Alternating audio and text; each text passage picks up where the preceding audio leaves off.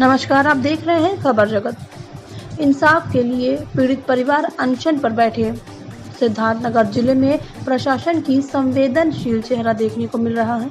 उदासीनता का आलम यह है कि एक पीड़ित परिवार इंसाफ के लिए पिछले 10 दिनों से अनशन कर रहा है, लेकिन इस परिवार का कोई सुध लेने वाला नहीं है।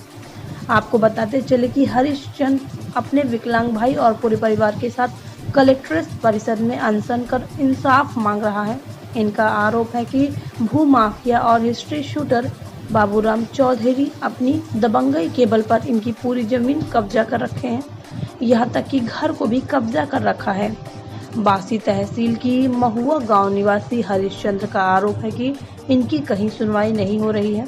साथ ही भू माफिया इन्हें जान से मारने की धमकी दे रहा है।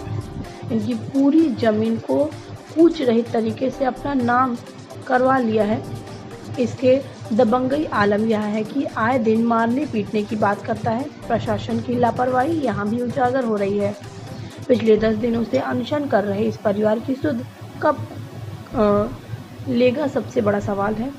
वहीं इस मामले पर प्रशासन का कोई आला अधिकारी कैमरे पर कुछ भी बोलने को तैयार नहीं है। वहीं हरीशचंद्र का कहना है कि जब तक उनकी मांग नहीं मानी जाती है, तब तक उनका यह अनशन जारी रहेगा।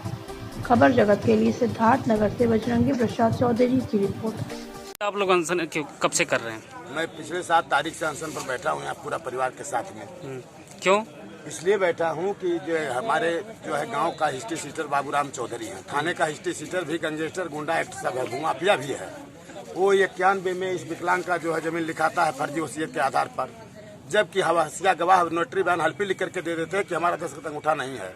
यहाँ से हाई कोर्ट तक मुकदमा लड़ाता है, लेकिन ये विकलांग की जीत होती रहती है। 2005 तक में इसका मामला फाइनल हो गया हाई कोर्ट से, लेकिन सपा सरकार का देन था कि आज तक वह जमीन नहीं खाली हो पाया।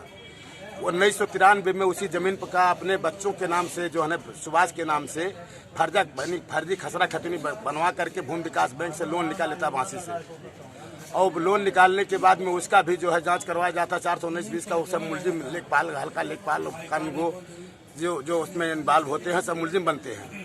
2002 में हमारे पिताजी मरते हैं तो हमारी भी जमीन को फर्जी वसीयत करा करके 5 भाइयों को नावल करना चाहता है अपने लड़कों के नाम से।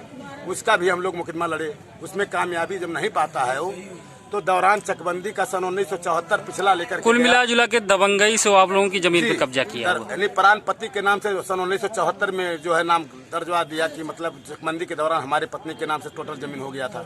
अब हम लोग को दखल अंदाज कर रहा है कि चकबंदी आएगा सब लहसुन गार्डन नहीं दूंगा खेत में।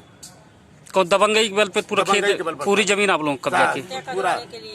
वो भी कह रहा है कि कलेक्टेड में है, वो निकले अभी हत्या करवा दूंगा। पुलिस विभाग फंस जाएगी हत्या के उलझन में, और जमीन का विवाद फंसा रहेगा, तब तक सरकार की ऐसी तैसी हो जाएगी, मैं फिर ऐसे रहूंगा।